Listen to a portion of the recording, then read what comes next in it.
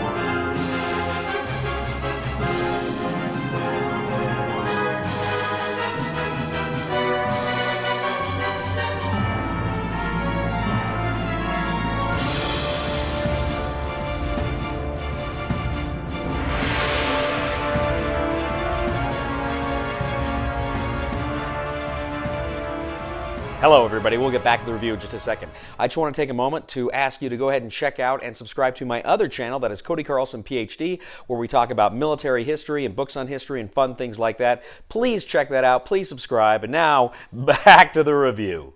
Dune Arrakis from Gale Force Nine takes place about 10,000 years before the events of the novel and film Dune. Essentially, you have the Arrakis, the free men of Arrakis, who are competing for resources on the surface of that barren world. 2 to 4 players take on the roles of these various tribal leaders, these Fremen tribal leaders, as they attempt to gain the most power by controlling the most sieges on the planet.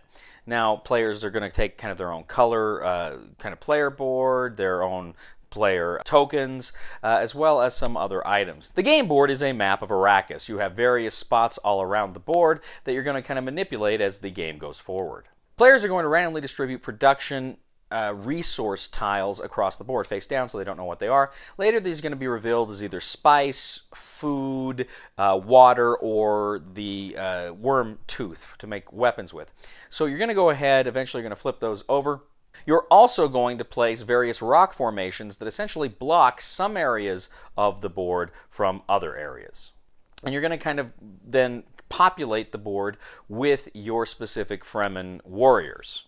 Now, the game takes place over a series of cycles. The first cycle is the initiation cycle, a little bit differently, but basically you play through these cycles. The first cycle is development. And during development, you can take, you go one at a time, the players, you take your resources and you can spend them in order to buy things. Now, again, these resources are food, water, spice, and the worm's teeth.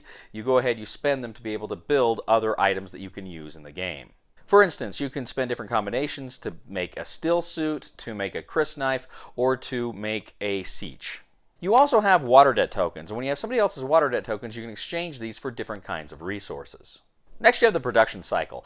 Now, each player is going to have a thumper token, and you turn your thumper token to the sunny side or the night side, and that's going to kind of determine what you're going to be able to get, because you're going to roll a die, you're going to consult a chart, and it's going to say which resources are produced at that time, and some of the sieges, for instance, have suns or moons. That's going to tell whether or not they produce for you. Now, you may produce worms at this time. Now, worms certainly have a military efficacy, and they can be kind of improved, but they can also allow you to travel and allow your units and resources to travel along the surface of Dune. Now, you also have a trade phase. Essentially, you roll the die, and again, you consult the chart. It kind of tells you what exactly is going to be available to trade during the trade phase. Now, next you have the shipment phase. Now, during the shipment phase, you can make one movement of movable items, resources or other items. Pretty much anything but sieges can move during the shipment phase, but you can only kind of do one movement. So you're going to want to kind of maximize that movement and be able to put resources maybe out of danger or in a place where they can do you more good, or you may want to move around your units in order to kind of bolster the military power in one region. Now, the various things that you produce, things like still suits or worms or ornithopters that you've scavenged or these things, they have movement values that allow them to ship. For instance, the worm is a maker. You can flip him over to a great maker. He can move a greater distance. Next is the action phase. Now, during the action phase, you can attack and scavenge, or you can attack and ship. But I don't believe you can attack twice during this phase. Now, if you scavenge, essentially you can go to the scavenge deck and grab a scavenge card, and this may give you some advantages. It may give you access to other weapons or vehicles, or it just may give you certain kinds of bonuses. Now, combat in this game is largely deterministic. If you choose to attack, you're going to go ahead and you're going to place the attack marker in the spot where you're attacking. You must be adjacent. You must have one of your units adjacent to that place you're attacking, at least one. And then you must declare that you're attacking, and then you draw whatever strength you can. Any units that are adjacent to it or through special rules can be adjacent to it. And then any, again, units, any weapons or ornithopters or worms that you've got that are contributing combat power to that strength. The defender, first of all, is going to add up their defensive strength. And they're also going to say if there are other factions, other players, if they want to help them, if they want to add their strength to their own. Then you're going to look at the attacker. He's going to kind of do the same thing, add up his strength. He's going to call on the other players who is going to support him, and then combat takes place. Whoever's ever got the higher level of combat wins that combat round. Now, finally, you have the council cycle. Now, during the council cycle, essentially what you're doing is you're considering, you're all getting together and you're kind of considering victory conditions and some other things. You can propose alliances, but everybody has to agree to the alliance, right? So it's kind of tricky. So usually you might have kind of blocks that pop up. Now, this is important because all things being equal, an individual, he would have to build or control 3 sieges to win the game. Sieges, the villages. He'd have to control 3 of them. But if he is part of an alliance, then that alliance between them has to control 5 sieges. So it's a little bit easier for an alliance to win the game, so the other players may not like that. But it may be advantageous if they think that they can get the upper hand, they can approve that alliance, perhaps you could bargain and each create alliances that way. But at the same time, during the council, you can alter the rules for winning the game. You can say, okay, we're going to make it so that it doesn't take 3 sieges for an individual to win. It takes 4 or 2. Or you can say an alliance has to have 4 between them to win. You can do all sorts of things. You can essentially kind of create new victory conditions during the council phase. So players are going around and around. They're developing new weapons and instruments to use in their quest to dominate Arrakis. They are engaging in shipping units from one area to another. They're engaging in trade. They are attacking each other and scavenging for more cards, and they are meeting in that tribal council to discuss the possibilities of who will win. Players are going to do this if they can achieve the victory conditions. Again, in the beginning of the game, it is one player controls 3 sieges or alliance controls 2 sieges. Whoever can do that, or if that is altered at any point in the game, whoever can achieve the new victory condition wins. Dune Arrakis. So Dune Arrakis, of course, is the latest board game of this IP, which, of course, it seems lately there's no shortage. It's a very popular film, and so we're getting a lot of this. Now, what's interesting here, the designers of this game, I believe, were the same designers of the original 1979 Dune, which has since been reprinted by Gale Force 9, which is a great game, a lot of fun. I believe they developed this. I believe they designed this version of it, or at least had a hand in designing it. Now, what's interesting here, first of all, just from a thematic point of view, that this is kind of gets outside of the Atreides and Harkonnen stuff you usually get with a Dune board game, and it kind of goes to the roots of the Fremen. So it's kind of an interesting prequel game to Dune, and it's interesting in that it's got that same theme, but it's a very different take on that theme. That's cool. That's interesting, and I was kind of excited when I heard about that. So we went ahead and we started playing the game, and I got to be honest, when we first started, none of us were really getting it. None of us were really interested in it. And it was one of those games that kind of, as we went through the motions and we're saying, okay, let's do this. And the problem is there's a lot of little rules here and there. You're trying to get down because there's a lot of stuff I didn't go over in my rules overview. There's a lot of little things.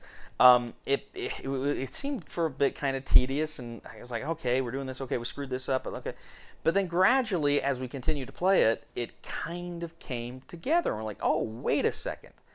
Oh, this is okay. This works. Okay, and it ended up being something we all enjoyed.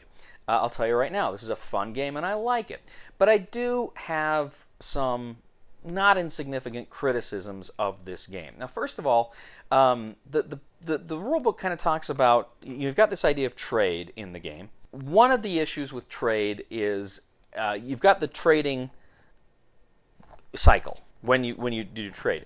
But then there's kind of some other things that makes it sound like, well, you can make these deals and alliances, like during combat. Like maybe you can say, will you support me and I'll give you this and this and this. But then I think I posted something on BGG and said, can you do this? And they're like, well, no. And it's like, well, it seems like I understand strategically why you might want to support someone over someone else, but it seemed too that it might be in your short-term interests to do strike deals and bargains. And I love negotiation in games, and there's negotiation here. I felt like that was kind of wonky, and it was kind of unclear exactly how trade could work. And I wish that was a little bit more clear in the rule book.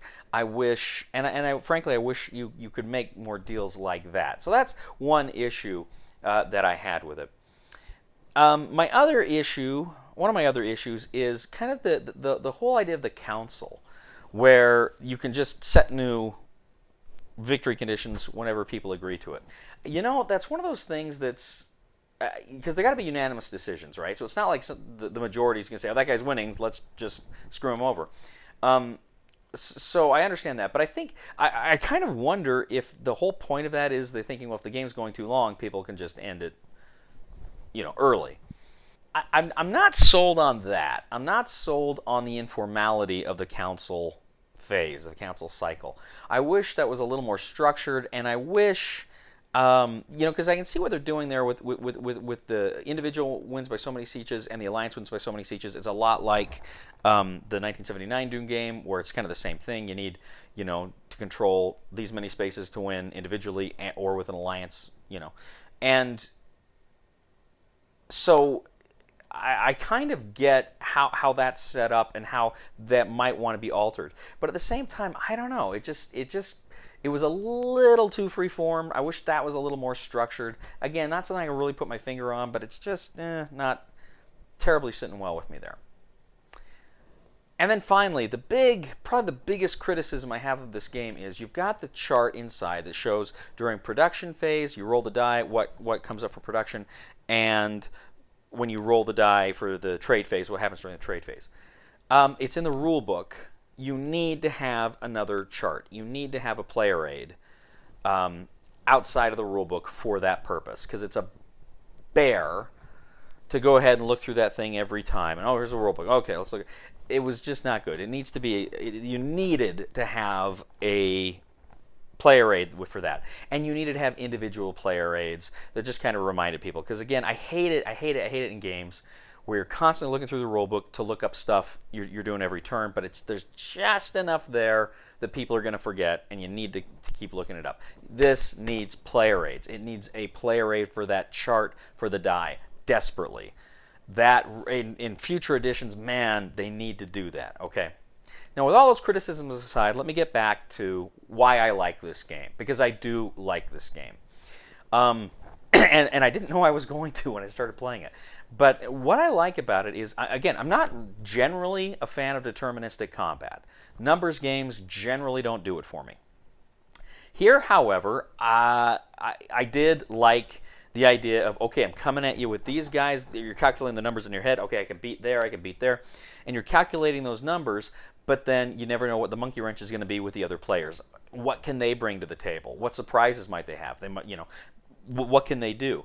And so you are trying to negotiate with other players for help, either in attacking or defending. And I got to tell you, I got screwed in this game. The first time we played it, I got screwed with the people I were playing with, because they just would never support me. how could you not support this face? Anyway.